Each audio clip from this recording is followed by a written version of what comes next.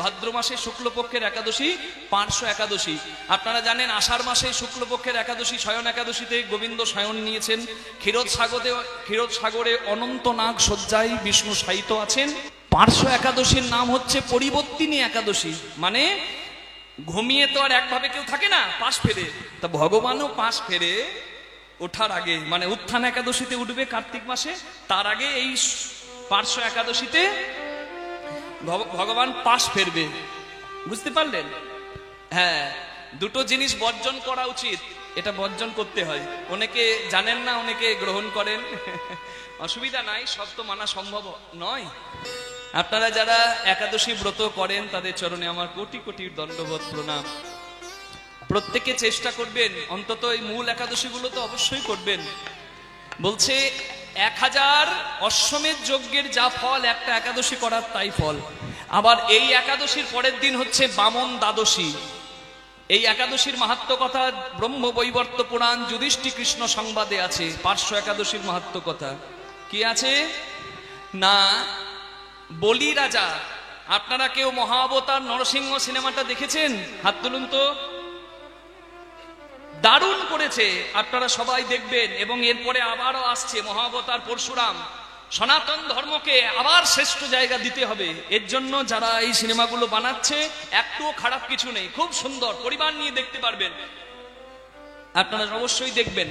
ওই যে ভক্ত প্রহ্লাদের কথা আপনারা দেখলেন, প্রহ্লাদ হচ্ছে হিরণ্যকশিপুর ছেলে, রাক্ষস কুলের ছেলে, কিন্তু হরিভক্ত।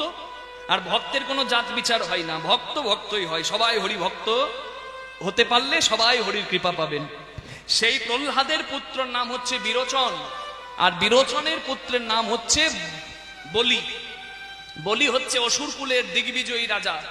তার এত সৎ প্রবৃত্তি, ব্রাহ্মণদের সম্মান করে, যাগযজ্ঞ করে, প্রজাদের হিতের চেষ্টা করে, কিন্তু ইন্দ্রের সঙ্গে তার আবার বিবাদ।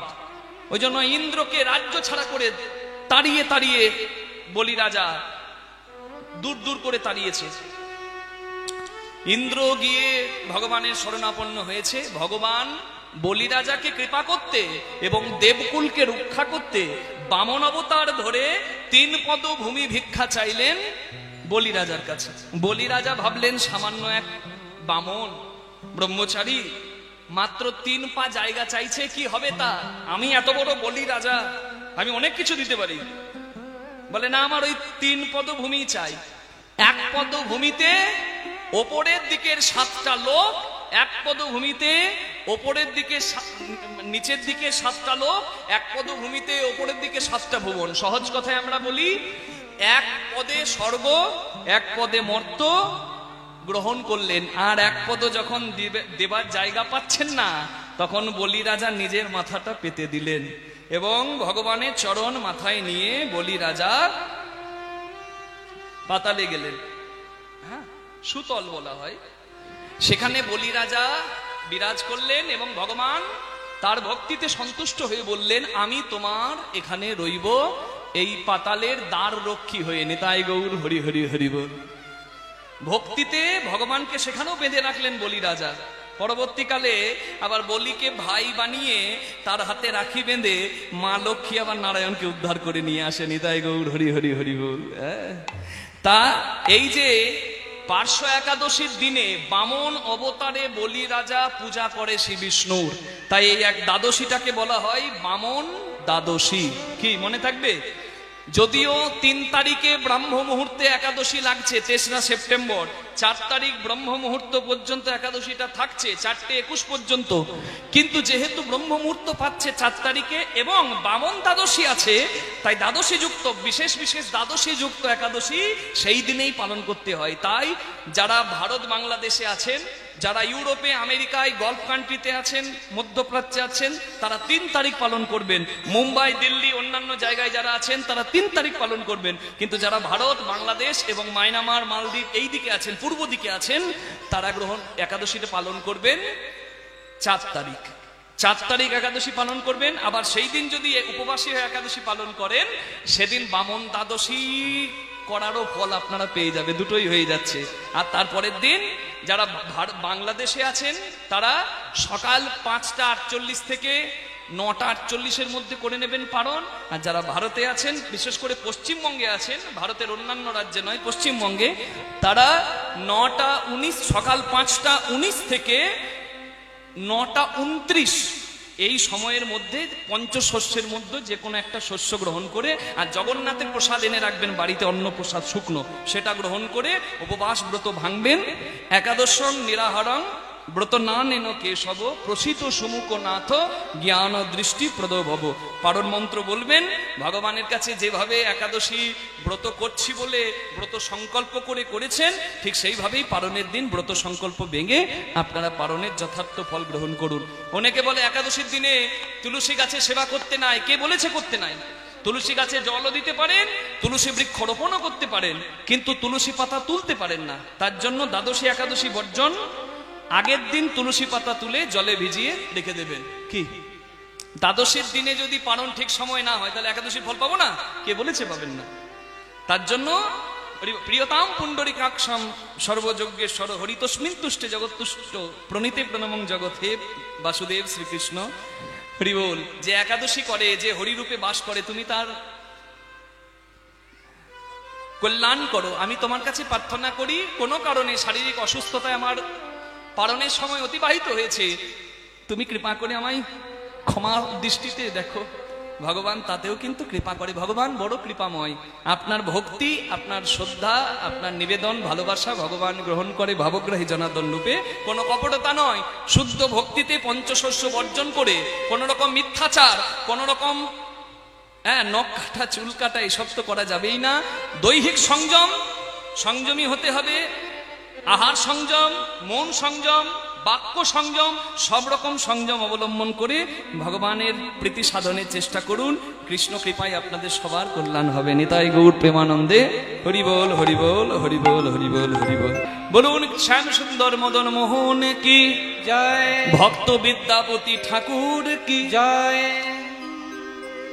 অনেকে বলে শিব ভক্ত আর হরি ভক্ত কোনোদিন এক হতে পারে না, কিন্তু আজকে কীর্তনটা শিব ভক্তও শুনবে, হরি ভক্তও শুনবে। একজন শিব ভক্ত কি করে হরি ভজন করে, আর তার মুখে কৃষ্ণ কথা শুনতে কি করে শিব তার ঘরে চাকর হয়ে আসে, আজও প্রমাণ আছে। যাবেন বিহারের বিসফি গ্রামে, যেখানে ইউনিভার্সিটি আছে, দ্বারভাঙা ইউনিভার্সিটি। আপনাদের সবার আশীর্বাদ আমরা লন্ডনের এলএসসি ইউনিভার্সিটি, ইংল্যান্ডের ইউনাইটেড কিংডমে এলএসসি ইউনিভার্সিটিতে আমরা যেতে পেরেছি। আমরা সংকীর্তন ফেস্টিভ্যাল 2025, মানে এই বছর, এই এখনো 1 মাসও হয়নি, এই সপ্তাহ 2-3 আগে আমরা ইংল্যান্ড থেকে ফিরলাম। সেখানে লেস্টার অ্যাথেনা ভেন্যু, সেখানে আমাদের কীর্তন হলো। লন্ডনে আমরা আনন্দ করলাম। এলএসসি ইউনিভার্সিটিতে গেলাম, আমাদেরকে সার্টিফিকেট দেওয়া হলো। নামের প্রচার বিদেশেও হয়েছে, হরে কৃষ্ণ কৃষ্ণ কৃষ্ণ হরে হরে, হরে রাম রাম রাম হরে হরে। কিন্তু এই যে কীর্তন, আমাদের এই যে নারদীয় কীর্তন, এই যে সুরতাল ছন্দে পদাবলী কীর্তন আমরা গাই, এই কীর্তনের প্রচার কিন্তু ইউরোপিয়ান কান্ট্রি বা আমেরিকান কান্ট্রিগুলোতে নাই। কিন্তু আমরা অনেক কৃপাধন্য আমার গৌরাঙ্গ মহাপ্রভুর কাছে আমরা সুযোগ পেয়েছি। আমাদের এই কীর্তন অ্যাজ ইট ইজ, যেমন এখানে গাইছি ঠিক এই কীর্তন, শুধু পার্থক্য কোথায়? এখানে যেমন আমি বেশি বাংলাতে বলছি, ওখানে আমি বেশি ইংলিশে বলছিলাম, কারণ ওরা তো আর শুদ্ধ বাংলা এত ভালো বোঝে না। ব্রিটিশ বর্ন ইন্ডিয়ান চাইল্ড, তাদের কাছে ইংলিশেই বলতে হচ্ছিল বেশিরভাগ। তা আমরা তাদের কাছে এই কীর্তনকেও ভালোবাসার করে দিয়েছি। আবারও ভবিষ্যতে তারা আমাদেরকে আহ্বান জানিয়েছে, এটাই আমাদের সব থেকে বড় পাওয়া। আবারও ইন্টারন্যাশনাল ট্যুরে আমরা সামনে এই মাসখানেকের মধ্যে যাব, আপনারা আশীর্বাদ করবেন। পৃথিবীতে যত আছে নগরাদি গ্রাম, সর্বত্র প্রচার হবে মধুর হরিনাম। মহাপ্রভুর স্বপ্ন যেন পূর্ণ হয়, আমাদের এই পদাবলী কীর্তন, বৈষ্ণবীয় কীর্তন যেন সব জায়গায় মানুষের কাছে পৌঁছে যায়। প্রেমানন্দে নিতাই গৌর প্রেমানন্দে হরি বল, হরি বল, হরি বল, হরি বল।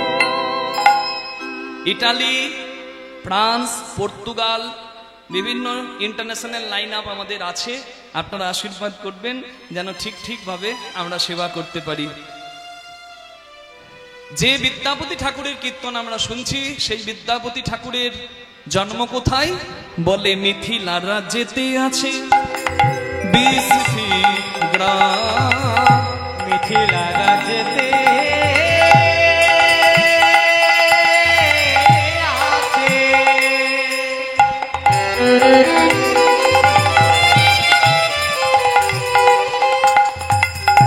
20টি গ্রাম। কি অপরূপ শোভাতা অতি অনুপম। আহা কি অপরূপ শোভাতা অতি অনুপম। আহা কি অপরূপ শোভাতা অতি অনুপম। বিদ্যাপতি জন্মিল গণপতির ঘরে। বিদ্যাপতি জন্মিল গণপতির ঘরে। ঠাকুর বিদ্যাপতি জন্মিল গণপতির ঘরে। বিদ্যাপতি জন্মিল গণপতির ঘরে। পাড়া প্রতিবেশী সবে জয়ধ্বনি করে। ওই পাড়াপতি বেশি জয়ধ্বনি করে। আনন্দ আর ধরে না গো, ধরে না বিদ্যাপতির জন্ম হেরে। আনন্দ আর ধরে না বিদ্যাপতির জন্ম হেরে সবাই হরি হরি ধ্বনি করে। বিদ্যাপতি জনম হেরে। হরি হরি হরি বলে। বিদ্যাপতির জনম হেরে। হরি হরি হরি বলে। তাদের আনন্দ আর ধরে না পাড়া প্রতিবেশীর মনে আনন্দ না ধরে। বলুন বিদ্যাপতি ঠাকুর কি? জয়। আর একটু জোরে হবে কি? রাত বাড়ছে তো এনার্জিও কমে যাচ্ছে নাকি মা? না না না, হরি বল। এখানে কোনো কৃপণতা নয়। জয় দিতে বলছি কেন? জয় দিলেই জয়ী হবে। হরি হরি হরি বল। তাই জয় দাও গো, জয় দাও গো। তোমরা জয় দিলে জয়ী হবে। জয় দাও গো, তোমরা জয় দিলে জয়ী হবে। জয় দাও গো। জয় দিলে জয়ী হবে। মনোবাসনা পুড়াইবে। দিলে জয় হবে। মনোবাসনা পুড়াইবে। জয় দিলে জয় হবে। মনোবাসনা পুড়াইবে। জয় দিলে জয় হবে। মনোবাসনা পুড়াইবে। জয় দিলে জয় হবে। জয় দাও গো। আপনারা বলবেন কেন বাবা? যা আছে ভাগ্যে তাই তো হবে। জয় রাধে জয় রাধে জয় রাধে। ললাটে লিখিতং যস্তু ষষ্ঠী জাগর বাসরে ন হরি শঙ্কর ব্রহ্মা চান্নথা কর্তুমর্হসি। আচ্ছা, ছেলের জন্মের 6 নম্বর দিনটাকে কি বলে গো মায়েরা? কি দিন? ষষ্ঠীর দিন। আমাদের দেশে বলে সেটেরও ষষ্ঠী। আপনাদের দেশে কি তাই বলে? ষষ্ঠী বলে তো। ওই দিনটার বিশেষত্ব কি? কি হয় ওই দিনে? ওই দিনে বিধিলিপি লেখা হয়। বিধাতা পুরুষ ওই দিন বিধিলিপি লেখে। আর সেই বিধিলিপি ব্রহ্মা বিষ্ণু মহেশ্বর কেউ খণ্ডায় না। তাহলে আপনারা বলবেন যা আছে কপালে তাই যখন হবে, তাহলে এত কিছু ভেবে এত কিছু করে কি লাভ? জয় রাধে। এখানেই গীতা।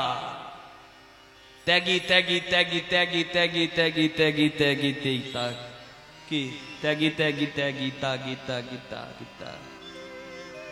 মানুষকে ত্যাগী করে কে? গীতা। অনেকে গীতাকে প্রাধান্য দেয় না। অন্য ধর্মের মানুষ গীতাকে প্রাধান্য দেয়। আর আমাদের অল্প জ্ঞানী কিছু আছে বাবা, এক না জানা ভালো আর এক পণ্ডিত ভালো। কিন্তু যা দু নৌকাতেই পা, মানে যে কিছু কিছু জেনেছে তাকে নিয়ে বড় সমস্যা। জয় রাধে জয় রাধে। সেই সমস্ত মানুষজন সমাজে বেড়ে গেছে যারা গীতাকে অস্বীকার করে না। এটা জীবনের একটা লেসন। গীতার প্রত্যেকটা কথা। ক্ষিপ্রম ভবতি ধর্মাত্মা শাশ্বত শান্তি নিগচ্ছতি অর্জুন প্রতি জানিহীন নামে ভক্তা প্রণশ্যতি। কি বললাম? হরি বল।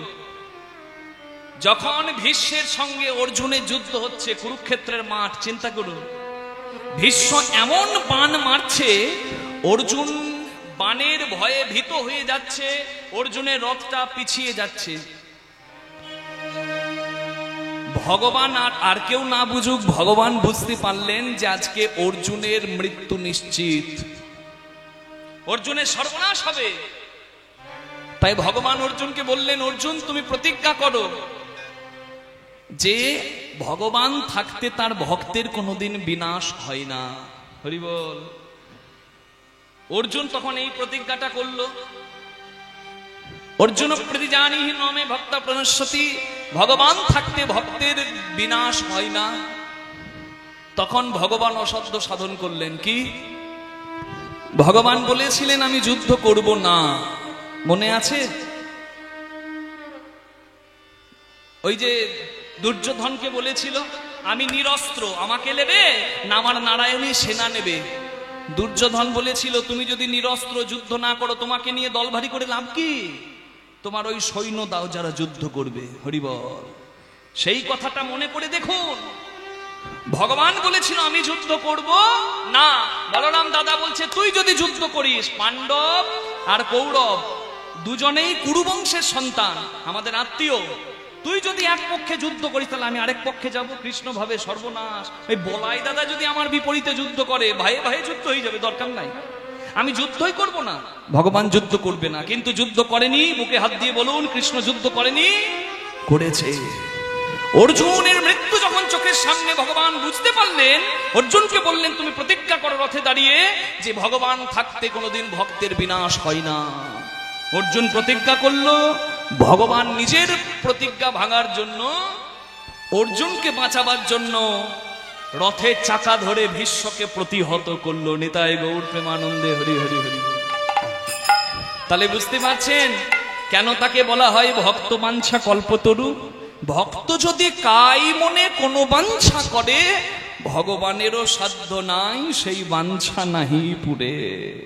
শুধু বাসনাটা ভক্তি ভরে ঠিক ঠিক করতে হবে, পূর্ণ হবে, পূর্ণ হবে, পূর্ণ হবে। ডাকার মতো ডাক হলে সত্যি কৃপা পাওয়া যায়। জয় রাধে, জয় রাধে, জয় রাধে।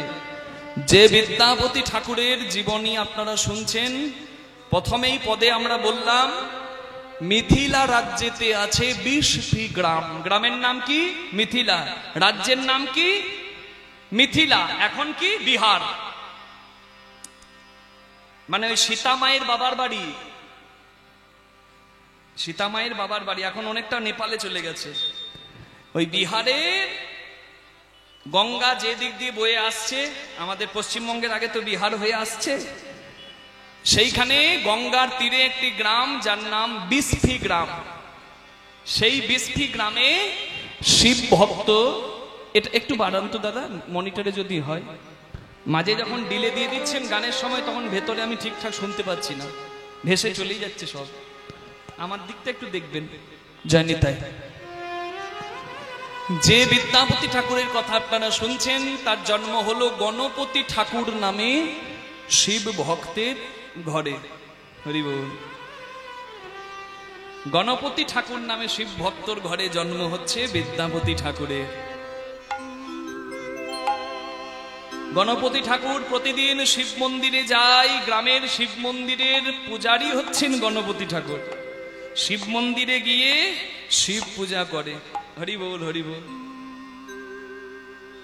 সবাই দুটি বাহু তুলে আমার সঙ্গে বলবেন, ধাই নিত্যং মহেশম রজত গিরি নিভম চারু চন্দ্রাবতংশম রত্নাকল্পোচলঙ্গং পরশু মৃগ ভরা ভীতিহস্তং প্রসন্ন্যম পদ্মাসীনং সমন্তত স্তূত অমমর গণৈ ব্যঘ্র কীর্তিং বসানম বিস্মাদং বিস্ম বীজম নিখিল ভয়হরম পঞ্চবক্ত্রম ত্রিনেত্রম। শিব মন্দিরে পূজা করে আর শিবের জয় দিতে দিতে ঘরে ফেরে। কে? বিদ্যাপতির বাবা গণপতি ঠাকুর জয় দিচ্ছে বাবা, তা দেখে ছেলেও জয় দিচ্ছে। আসুন আমরাও জয় দিই, দুটি হাত তুলে। ওং নমঃ শিবায়, ওং নমঃ শিবায়, ওং নমঃ শিবায়,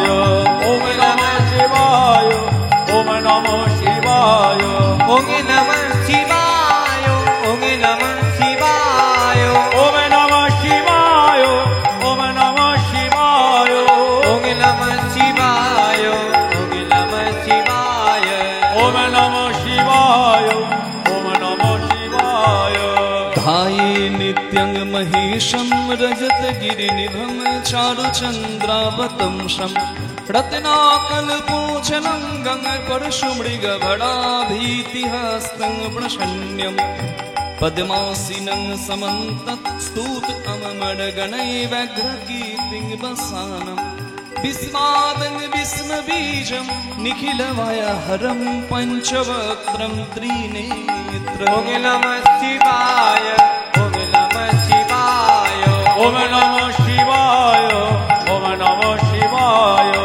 ওং নমঃ শিবায় ওং নমঃ শিবায় ওম নমঃ শিবায় ওম নমঃ শিবায় ওং নমঃ শিবায় ওং নমঃ শিবায় ওম নমঃ শিবায় ওম নমঃ শিবায় জীবনের সব থেকে বড় দুঃখ কি বলুন তো? একটা শিশুর কাছে সব থেকে বড় দুঃখ কি? শিশু কি চেনে? মা আর বাবা। ছোট্টবেলায় বিদ্যাপতি জীবনের সব থেকে বড় দুঃখ পেল, যে দুঃখর নাম হলো মাতৃবিয়োগ। মা মারা গেল। মায়েরা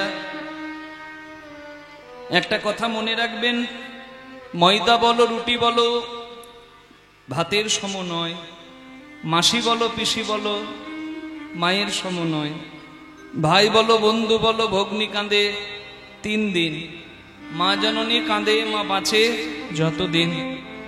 মা যদি মরেও যায় শ্মশানে হাড় থাকে পোতা, শ্মশান থেকেও কাঁদে মা বাছা রইলি কোথা। মা জননীর কিবা দুঃখ বলিব কেমনে, জেনেছিলেন মা কৌশল্যা যেদিন রাম গেল বনে। হরিবল হরিবল হরিবল। আজকে এই কৃষ্ণদাস আপনাদের সামনে এসে দাঁড়িয়ে হরি কথা বলছে। আমি জীবনে যার সব থেকে বড় ত্যাগে এই জায়গাটা পেয়েছি সে হলো আমার মা। আমার বাবাও কীর্তন গায়ক সন্তোষ মুখার্জি, আমার মাও কীর্তন গায়িকা জ্যোৎস্না মুখার্জি। আমার মা রেডিওর বিহাই আর্টিস্ট। মা এত সুন্দর গান গায়, মা গাইলে আমি গান বন্ধ করে শুনি। আমার বাবা পণ্ডিত, এখনো শাস্ত্র পড়েন। বাবার আশীর্বাদ মাথায় নিয়ে চলছি, কিন্তু যার জীবনের ত্যাগে আমি এই জায়গায় সে কিন্তু আমার মা। বাবা গান বাজনায় করে গেল সারা জীবন, ঘরে আর কটা দিন থাকতে পায়। আমার মা আমার বাবা দুজনেই যখন গান গাইছে, দুজনেরই খুব নাম ডাক। তখন আমার মা চিন্তা করলো স্বামী স্ত্রী দুজন যদি দুদিকে যায় কীর্তন গাইতে, এই কৃষ্ণদাসের ভবিষ্যৎ নষ্ট হয়ে যাবে। To succeed in every field you have to be educated. যে কোনো পথে সাফল্য পেতে গেলে তোমাকে বিদ্বান হতে হবে। স্বদেশে পূজ্যতে রাজা, বিদ্বান সর্বত্র পূজ্যতে। শিক্ষা খুব দরকার, তাই কখনো শিক্ষার ব্যাপারে গাফিলতি করবেন না। ছেলে মেয়ে পড়তে চাইলে পড়ার, যতদূর পড়ার ইচ্ছা পড়ুক। হতে পারে শিক্ষার যথাযথ মান দেশে তার মিলছে না, কিন্তু তার জন্য ভেঙে পড়বেন না। শিক্ষার মান অবশ্যই আছে।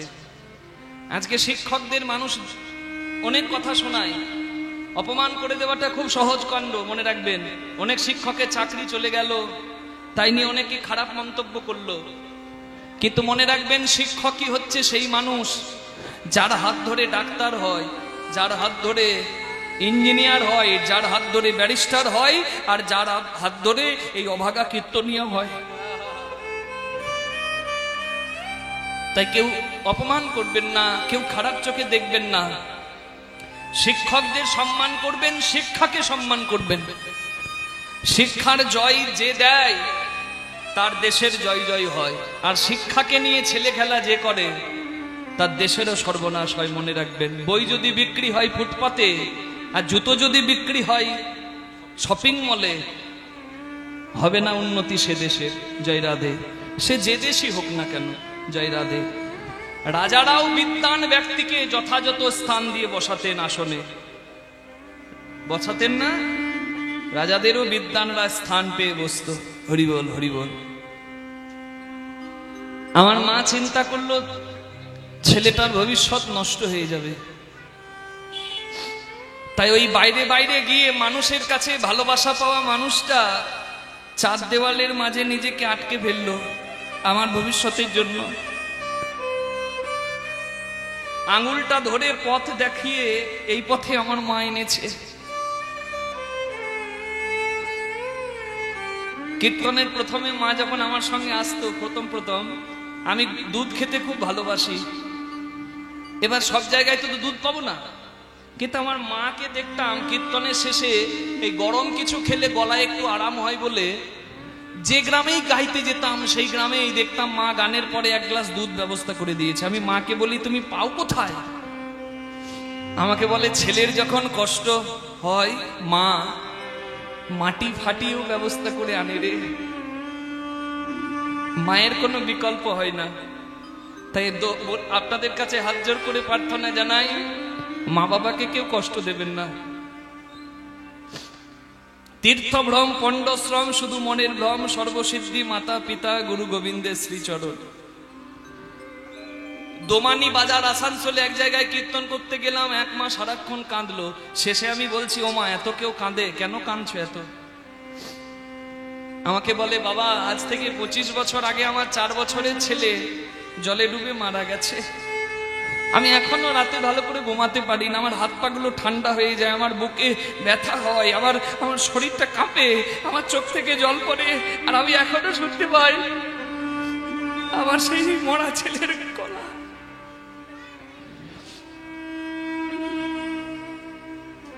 আমার ছোটবেলা থেকে ইচ্ছা ছিল আমার ছেলে বড় হয়ে কীর্তন গাইবে। আমার ছেলে তো আর নাই। তুমি কীর্তন গাইছিলে বাবা? আমার মনে ছিল আমার খোকাই গাইছে। সেই মায়াকে আমি বলেছি, মা আমি তোমার খোকা হতে পারবো না, তবে আমি তোমার খোকার মতোই, আমি আজ থেকে তোমারও একটা ছেলে। এখনো জানেন আমাকে ফোন করে, আমার ফোনে এখনো দেখবেন মায়ের মিস কল আছে। প্রতিদিন একদিন দুদিন পর পর খবর নেই, আমার খবর না পেলে আমার বাড়ি চলে আসে। আমি দোমানির মা বলি।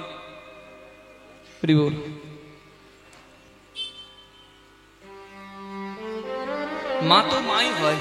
আমি আমার মায়ের জীবন দিয়ে বললাম, আমার মায়ের ত্যাগ দিয়ে বললাম, আপনাদের কাছে আপনাদের মা তেমন। মা তো মা হয়, আর সেই মায়ের ভালোবাসাটাই পেল না বিদ্যাপতি, বঞ্চিত হয়ে গেল। বাবা পূজা করতে যায়, বাবাকে বলে, ও বাবা আমার ভালো লাগে না ঘরে, তুমি আমি নিয়ে যেও। বলে বেশ চল চল। ছোট্ট বিদ্যাপতি বাবার সঙ্গে পূজা জায়গায় যায়, শিব মন্দিরে পূজা করে। পূজার শেষে বিদ্যাপতিও গাইতে গাইতে আসে, ভোলে বাবা কি জয়, শিব শঙ্কর কি জয়, भोले बाबा की जय, शिव शंकर की जय, भोले बाबा की जय, शिव शंकर की जय, भोले बाबा की जय, शिव शंकर की जय, त्रिपुरारी की जय, तारनहारी की जय, मुरारी की जय, तारखारी की जय, शंकर भोले भंडारी, तुम जन जन के हितकारी, शंकर भोले भंडारी, तुम जन जन के हितकारी, शंकर भोले भंडारी, ओह जय जय रणनिधिकारी।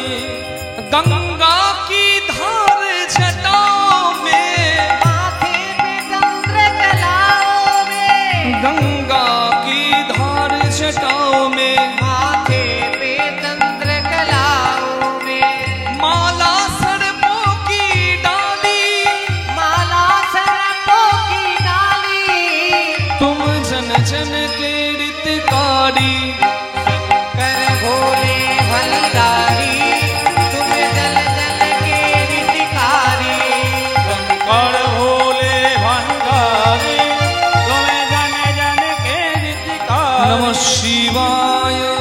शान्ताय कारणत्रय हेतवे निवेदयामि चात्मानं त्वं गति परमेश्वर ध्याये नित्यं महेशं रजत गिरिनिभं चारुचन्द्रावतंसं रत्नाकल्पोचलङ्गं परशुमृगभराभीतिहस्तं प्रसन्नं पद्मासीनं समन्तस्तूतममरगणैव घृकीर्तिवसानं विस्मादं विस्मवीशं निखिलभयहरं पंचवक्त्रं त्रिनेत्रं पंचवक्त्रं त्रिनेत्रं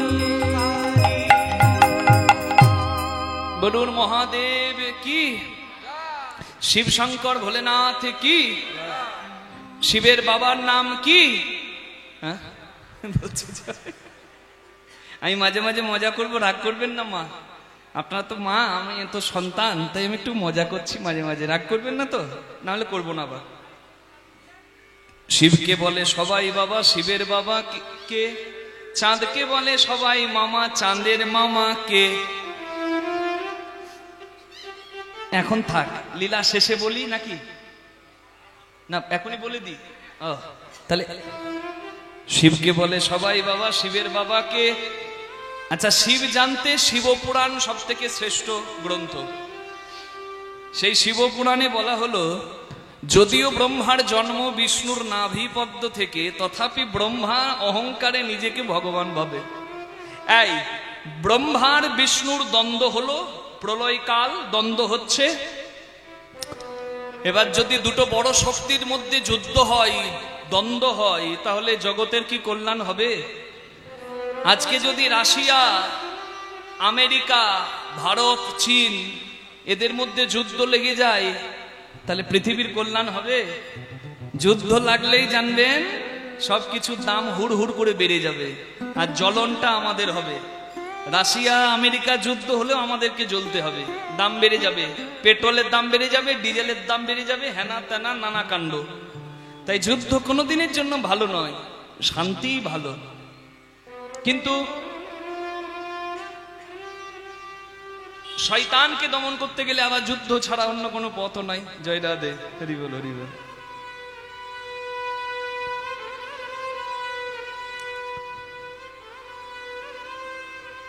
যখন ব্রহ্মা বিষ্ণুর দ্বন্দ্ব হচ্ছে ঝগড়া না থামলে জগতের কল্যাণ হবে না তাই দিব্য রূপে দিব্য জ্যোতির্ময় রূপে ব্রহ্মার বিষ্ণুর মাঝে আবির্ভূত হলেন স্বয়ং মহাদেব তার এত দীর্ঘ রূপ কত দীর্ঘ আর কত গভীর দেখা যাচ্ছে না ব্রহ্মা বিষ্ণু শান্ত হলেন দ্বন্দ্ব থামালেন বিষ্ণু বললেন হে দেব দেব মহাদেব তুমিও শান্ত হও মহাদেব শীতল হলেন আর বললেন তোমার এই দীর্ঘ রূপকে তুমি সংকুচিত করো মানে ছোট করো শিব বিশাল রূপে এসেছিল তো ছোট হতে হতে যে রূপটা ধরলো সেই রূপেই শিবের পূজা শুরু হলো যে রূপটার নাম হচ্ছে শিবলিঙ্গের রূপ নিতাই গৌর প্রেমানন্দে হরিব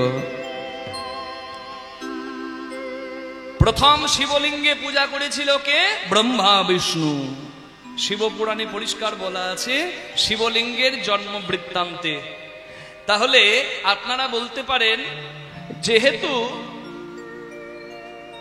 বিষ্ণুর নাভি থেকে ব্রহ্মার জন্ম এবং ব্রহ্মার বিষ্ণু লীলা করছে তারপরে যেহেতু শিবের উদ্ভব হলো তাই অনেকে মনে করে আগে বিষ্ণুর জন্ম বিষ্ণুর পুত্র ব্রহ্মা আবার ব্রহ্মা যেহেতু সৃষ্টিকর্তা তার পুত্র শিব কিন্তু আপনাকে তত্ত্ব মনে রাখতে হবে যেহেতু শিব স্ব-ইচ্ছাই জন্ম নেয় তাই শিবের কোনো পিতা নাই নিতাই গৌর প্রেমানন্দে হরিবল হরিবল হরিবল তাহলে শিবকে বলে সবাই বাবা শিবের বাবাকে জয় রাধে চাঁদকে বলে সবাই মামা চাঁদের মামাকে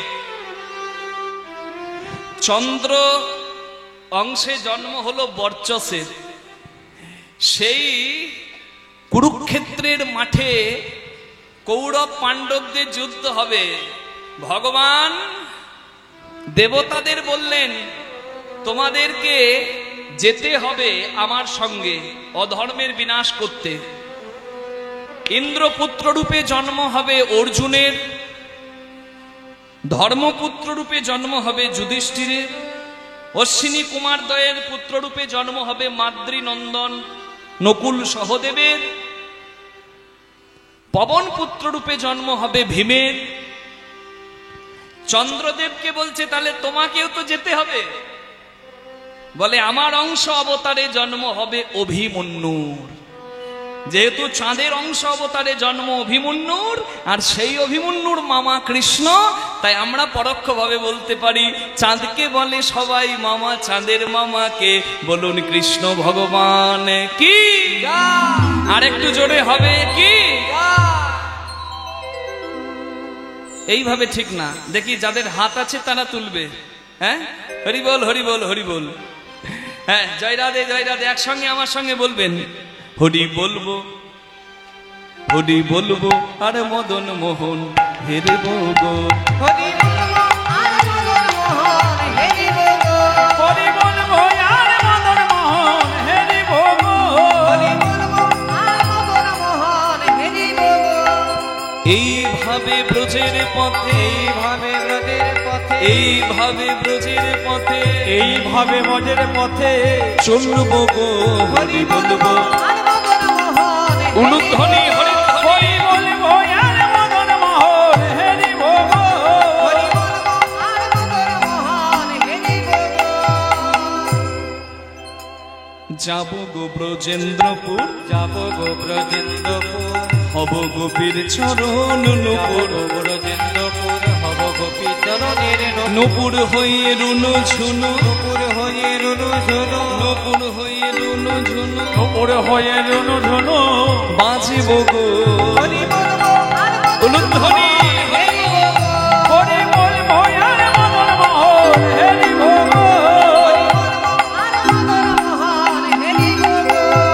রাধা কৃষ্ণ রূপ মাধুরী, রাধা কৃষ্ণ রূপ মাধুরী, দেখব দুই নয়ন ভরি, রাধা কৃষ্ণ রূপ মাধুরী দেখব দুই নয়ন ভরি। জয় রাধে গোবিন্দ বলে জয় রাধে গোবিন্দ বলে নাচিব গো হরি হরি বলবো বলবো। আর মদন মোহন হেরি বলবো, হরি বলবো আর মদন মোহন হেরি বলবো, কহে নরোত্তম দাস হে নরোত্তম দাস, মোর মনের এই কহে অভিলাষ, নরোত্তম দাস মোর মনে এই অভিলাষ। আমি আর কবে ব্রজে বাস, আর কবে বজে বা আর কবে ব্রজে বাস আর কবে ব্রজে বা, করব গো হরি বলবো আর মদন মোহন হেরি বলবো, হরি বলবো আর মদন মোহন হেরি বলবো, হরি বলবো আর মদন মোহন হেরি বলবো। এই ভালো লেগেছে, ভালো লেগেছে? হা কর হা কর, আ, আ, আ, আ, আ। কিছু মনে করবেন না মা, প্রসাদ পেতে খুব আনন্দ লাগে, লাগে না? এখন আর লাগবে না, এখন বড় হয়ে গেছেন না। ছোটবেলার কথা ভাবুন তো, এই গণেশ পুজো পূজারি করছে, আমি 1 ঘন্টা 2 ঘন্টা বসে বসে দেখতুম। কেন? ওই যে শেষে পাবো জয় রাধে জয় রাধে, কিছু বুঝতাম না, কিন্তু ওটাই আনন্দ ছিল ছোটবেলায়। এখন আবার ডেকে ডেকে প্রসাদ দিতে হয়, তাতে অনেকের অনাগ্রহ। হরি বল হরি বল হরি বল জয় রাধে। প্রসাদ আনন্দের। আমি আবার কেমন প্রসাদ নিতাম জানেন? আমি প্রসাদ একবার নিয়ে বলতাম আমার বাবারটা দিন, আমার মায়েরটা দিন, জয় রাধে। শিব মন্দিরে পূজা করে শিব পূজার প্রসাদ বিদ্যাপতির হাতে দিয়ে বাবা বলে ভালো লেগেছে? বলে খুব ভালো লেগেছে বাবা, আমার পরে তোকেই তো পূজা করতে হবে। ও বাবা, আমি তো পূজা জানি না, আমি তো মন্ত্র জানি না। বলে যদি থাকে মন্তর, লাগে না কোনো মন্ত্র। আর মন্ত্র তুই তো ব্রাহ্মণ সন্তান, ঠিক শিখে যাবি। ও আবার শিখতে হয় রে, ঠিক শিখে যাবি। হরি বল। বাবা বাবা আমার মনে একটা প্রশ্ন ছিল। বল বিদ্যাপতি। বাবা আমরা শিব পুজো করি কেন? একই বোকা বোকা কথা রে। ওরে আমরা শিব পূজা করি, আমরা শিবের ভক্ত বলে। ও আমরা শিব ভক্ত, তাই শিব পূজা করি। তাহলে শিব কার ভক্ত? বাবার মাথায় হাত, সর্বনাশ। এ তো সাংঘাতিক ছেলে। আমরা শিব ভক্ত, তাই শিব পূজা করি। শিব কার ভক্ত? হরি বল, হরি বল। আপনারা জানেন শিব কার ভক্ত? হর হরির ভক্ত, হরি হরের ভক্ত। যে না জানে এই তত্ত্ব, তার জীবনটাই ব্যর্থ।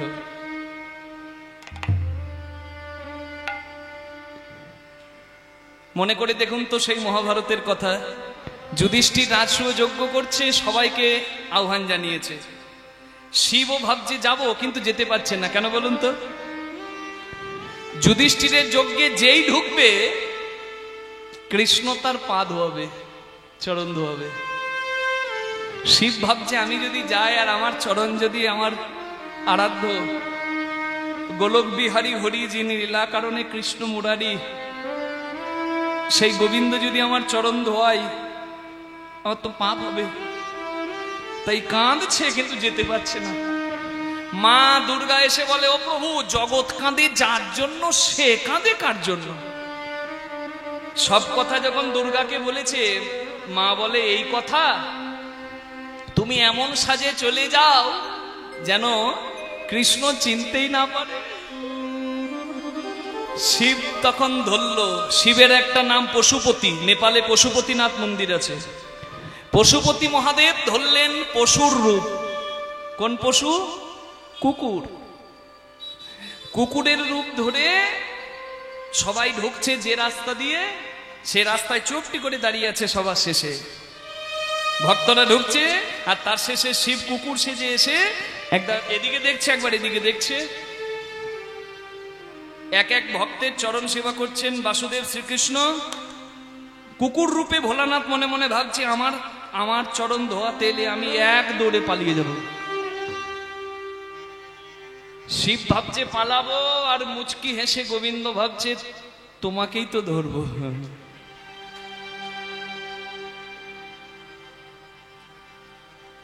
শিব যেই পালাতে যাবে, হরি ধরে ফেলেছে। শত চেষ্টা করছে, কিন্তু আর পালাতে পারে না। হরি বল। সে তো সহজে ধরা দেয় না, আবার সে যদি কাউকে ধরে, হরি বল, সে পালাতেও পারে না। তারে কে ধরিতে পারে, কে ধরিতে পারে, অধরা হরি তারে কে ধরিতে পারে, অধরা হরি তারে কে ধরিতে পারে। যে নিজে অধরা, সে যদি কাউকে ধরে, হরি বল, সে কি পালাতে পারে? শিব পালাতে যাবে, ভগবান ধরে ফেলেছে।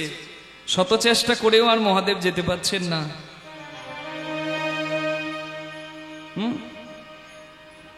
ভগবান বললেন, হে মহাদেব, তুমি পশুপতি, পশুরূপে এসেছো, তবে তৃতীয় চোখটা, মানে 3 নম্বর চোখটা ঢাকতে ভুলে গেছো।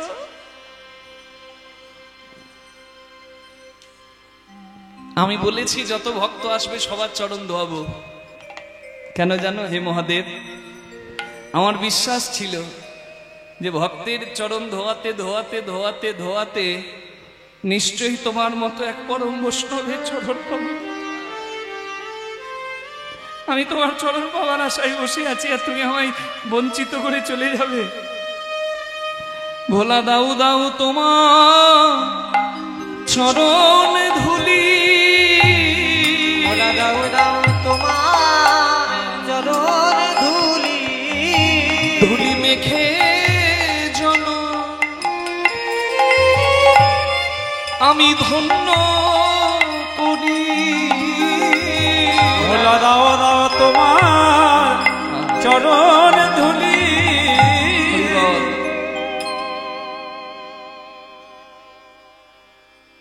মনের আনন্দে আমার কৃষ্ণ মহাদেবের চরণ ধোয়ালেন।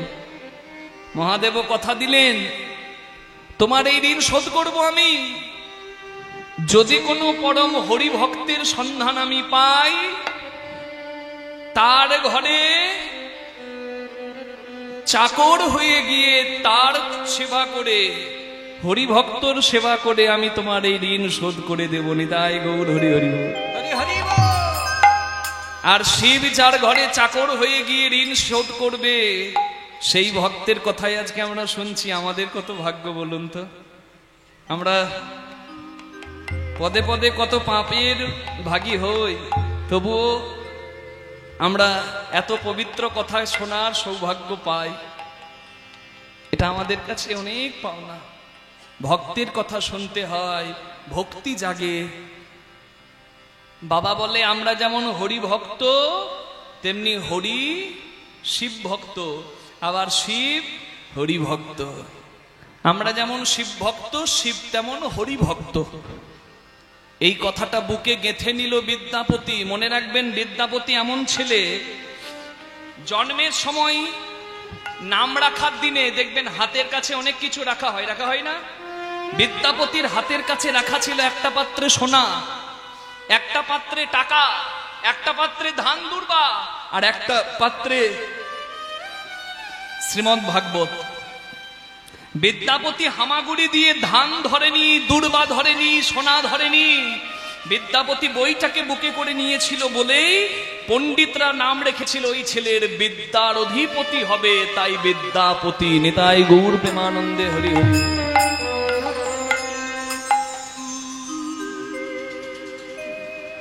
বাবা ডেকে বিদ্যাপতিকে বলে, বিদ্যাপতি আমার তো বয়স হচ্ছে রে, আমি আর পারবো না পুজো করতে।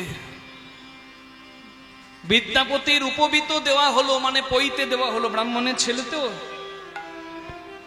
বাবা বলে, শোন, তোর পইতে হয়েছে, তুই গঙ্গা স্নান করবি প্রতিদিন, আর এবার থেকে তুই নিজেই শিব পূজা করবি।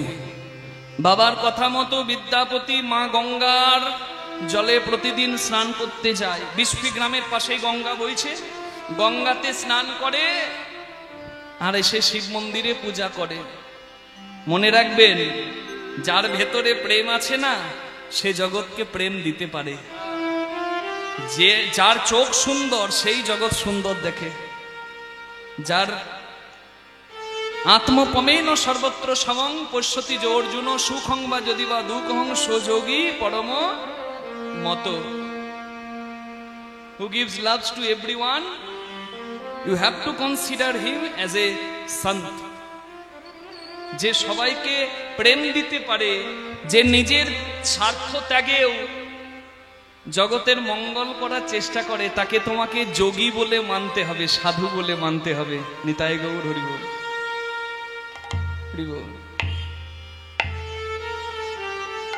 বিদ্যাপতি গঙ্গার তীরে দাঁড়িয়েছে আর মা গঙ্গাকে গান শোনাচ্ছে। মা, তোমার জলে স্নান করে বাবা বলেছে আমায় পুজো করতে, কিন্তু তোমার জলে নামতে আমার ভয় লাগে।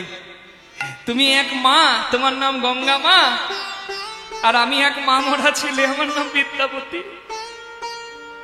তোমার জলে নামবো তার আগে আমার ভয় লাগে মা, কারণ তোমার জলে নামতে গিয়ে যদি আমার পা তোমার জলে লাগছে বলে তুমি পাপ নাও। হরি বল। বিদ্যাপতির লেখা এই গান, এই পদ, অনেক পদ আছে, আমি কয়েকটা গাইব কীর্তনে। বর সুখ সারো, বাংলার মতো কিন্তু বাংলা নয়। মিথিলার মানুষ তো, বিহারের মানুষ, কিন্তু খুব আনন্দ পাবেন শুনে, দেখুন। বর সুখ সারো পবল তুবতি রে, বর সুখ সারো পাবল তুবতি রে, ছোড়ইতে নিকট নয়নে বহেনি রে, ছোড়ইতে নিকট নয়নে বহেনি রে। তোমার নিকট এসে আমার আনন্দ হয়, আর তোমার নিকট ছেড়ে যেতে আমার চোখে জল পড়ে। কি করব জপ তপ যোগ ধ্যানে, কি করব জপি তব যোগ ধ্যানে। জপ তপে কি হবে মা? শয়ন উত্থান পাশ মোড়া, তার মাঝে ভীমে ছোড়া, বাবার 14 মায়ের 8, এই নিয়ে কাল কাট, 2 ছেলের জন্মদিন, ইথে যেন না হয় ভিন, ইতেও যদি না পারিস ভগার খালে ডুবে মরিস। একাদশী করতে পারো না, দুর্গাষ্টমী, শিব চতুর্দশী, রামনবমী, কৃষ্ণ জন্মাষ্টমী করতে পারো না, কিছুই যদি করতে না পারো, একবার ভক্তি ভরে যেন গঙ্গার জলে স্নান করো। তাই জপ তপ করে কি হবে? জন্ম কি তার্থ এক হি স্নানে, जन्म একটা স্নানে জীবন ধন্য হয়। एको ही सिनाने ইকে অপরাধ সীমাব মোরে জানি, ইকিয়া পোড়াধ সীমাময় মোরে জানে। তোমার জলে এসে আমার একটা অপরাধের ভয়, কি লাগল মায়ে পায়ে তুয়া পানি, लागलो माये पाये तो पानी। তোমার জলে নামলে আমার পা লাগবে তোমার জলে।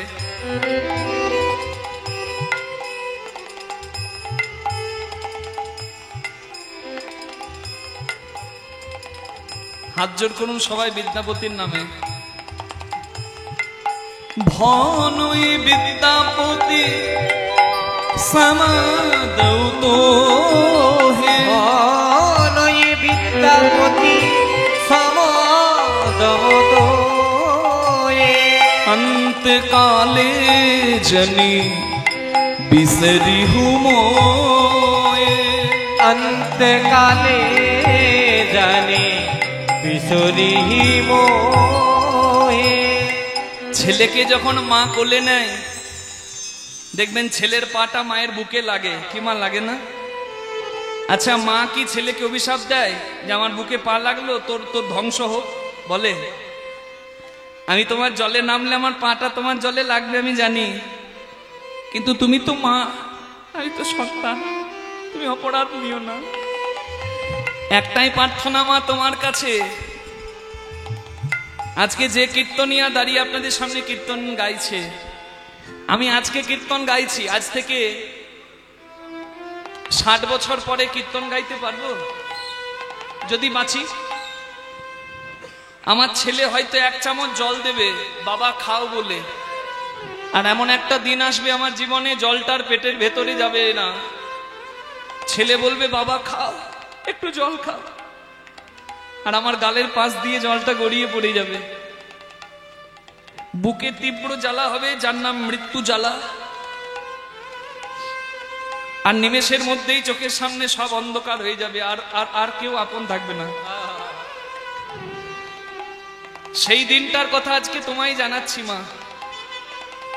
দেখবেন 4 জন কাঁধে করে আমার দেহটাকে শ্মশানে পুড়িয়ে দেবে, আর একটা মাটির হাড়িতে আমার শেষ ভস্মটা থাকবে, সেটা নিয়ে গিয়ে আমার ছেলে যে জলে ভাসিয়ে দেবে। সেই জলটা কি জল বলুন তো মা? গঙ্গার জল। সেদিনই যেন ভুলো না মা, তুমি সেদিন যেন বিদ্যাপতি বলছে মা গো, যেখানে সবার ঠাঁই হয় সেখানে আমিও যেন ঠাঁই পাই। যেদিন হরি বলে যাব চলে, সেদিন যেন ভুলো না মা, যেদিন হরি বলে যাব চলে, যেন ঠাঁই দিও মা তোমার জলে। হরি বলে নিতাই গৌর হরি বল। তোমার চরণ হরি বলে যাবো চলে, আর দিও মা হরি বলে যাবো চলে, আর দিও মা তোমার তুমি সেদিন যেন ভুলো না মা। গঙ্গে নম গঙ্গে, মা গঙ্গে নম গঙ্গে, ও নম গঙ্গে মা গঙ্গে নম গঙ্গে। সত্যপাতক সৃহন্তি সদ্য দুঃখ বিনাশিনী, सुखदामक्षदा गंगा गंगैव परमागति বিদ্যাপতি মা তুমি আমার ডাকে সাড়া দিয়েছো মা বারে এত মিষ্টি করে যদি কেউ মা বলে ডাকে মা কি আর কৃপা না করে কি চাস বাবা মা তোমার জলে তুলসী পাতা দিলে নাকি বিষ্ণু চরণে যায় তোমার চলে বেলপাতা দিলে নাকি শিবের চরণে যায় আমার বংশের আরাধ্য দেবতা হলো মহাদেব আমি যেন মহাদেবের কৃপা পাই আশীর্বাদ করি যা মন দিয়ে শিব পূজা কর মহাদেবের কৃপা তুই পাবি মা গঙ্গার আশীর্বাদ পেল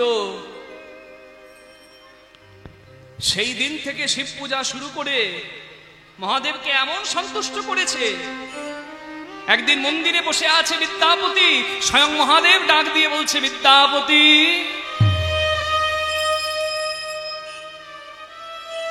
বিদ্যাপতি কি চাস বাবা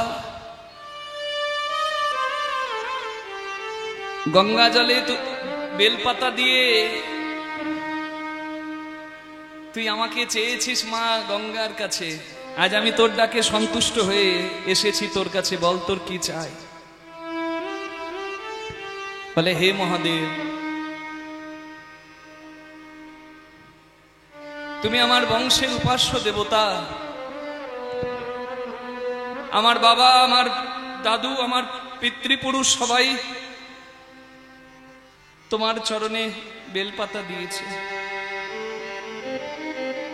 কিন্তু আমি যা চাই তা চাইতে তোমার কাছে আমার বড় ভয় হচ্ছে প্রভু বিদ্যাপতি নির্দ্বিধায় বল তোর কি চাই তুই যা চাইবি আমি তোকে তাই দেব আমি প্রতিজ্ঞা করলাম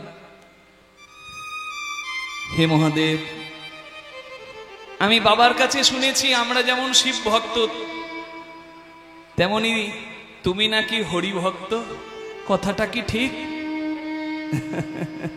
একদম ঠিক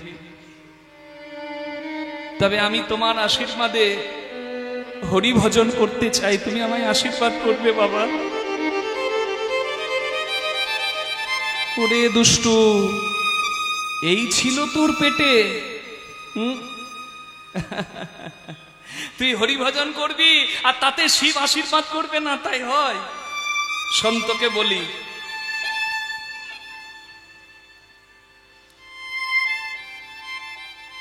মা লক্ষ্মী একদিন নারায়ণের চরণ সেবা করছে নারায়ণ বলে লক্ষ্মী তুমি আমার বড় প্রিয় বলে আর কে প্রিয় বলে যে আমার শিবের প্রিয়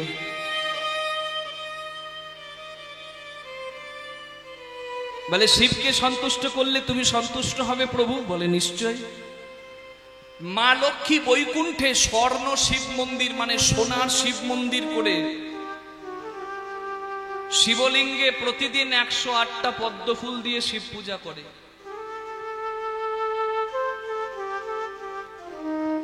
একদিন পরীক্ষা করার জন্য লক্ষ্মীর ভক্তি শিব দুটো পদ্ম চুরি করে নিল লক্ষ্মী পূজার আসনে বসে দেখে দুটো পদ্ম নাই মা লক্ষ্মী মনে মনে ভাবলো সবাই আমাকে বলে আমার দুই স্তন পদ্ম যেন দুটি শ্বেত পদ্ম